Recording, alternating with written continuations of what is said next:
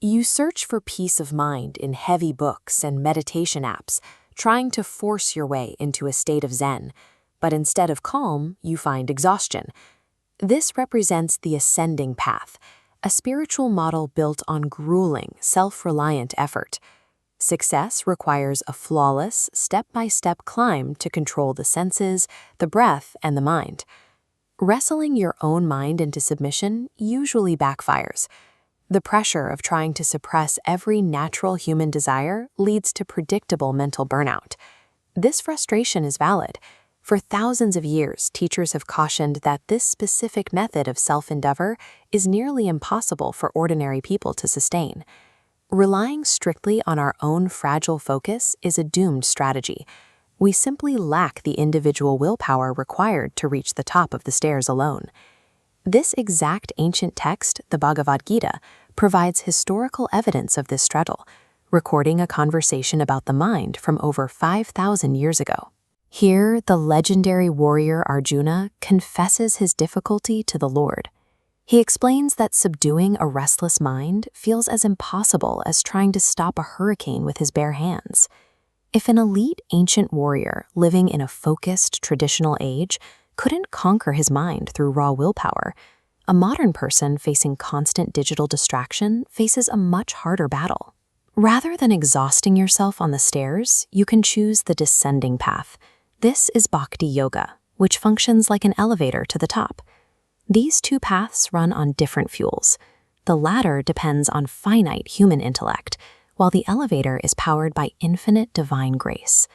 A proud scholar might spend a lifetime in libraries, trying to calculate a path to the absolute truth, only to remain stuck on the lower steps, weighed down by his own ego.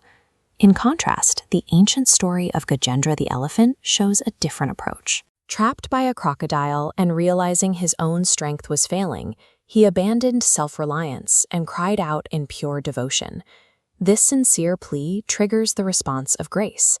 Because Gajendra offered a simple flower with genuine love, the Supreme Lord intervened directly to pull him to safety. Spiritual perfection becomes a rescue mission initiated by a supreme person the moment you ask for help.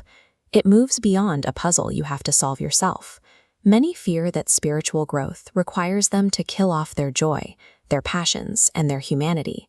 Bhakti Yoga offers an alternative to suppression called dovetailing. This means aligning your natural desires with a higher purpose rather than trying to starve them.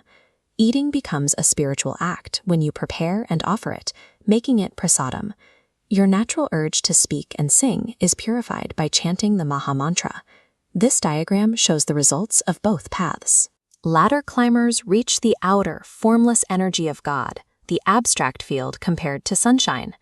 The Bhakti elevator moves directly through that impersonal energy, arriving at the core for an intimate relationship with the Supreme Person. True spirituality adds divine joy to the human experience. It focuses on the purification of our nature rather than its subtraction. The ultimate goal is to completely fill the heart with the divine. This moves consciousness away from a void and toward fulfillment. Daily life changes when you stop fighting your own active nature. You simply redirect your existing energy, talents, and passions toward a higher purpose. This historical photograph shows that shift in action. It is a real-world manifestation of joy through community, music, and chanting. Pressing the elevator button is simple. You chant the mantra, Hare Krishna, Krishna Krishna, Hare Hare, Hare Rama, Rama Rama, Hare Hare, and accept the grace being offered. The Topmost Yoga is an accessible, deeply joyful festival of the heart. It provides a path to perfection that anyone can begin today.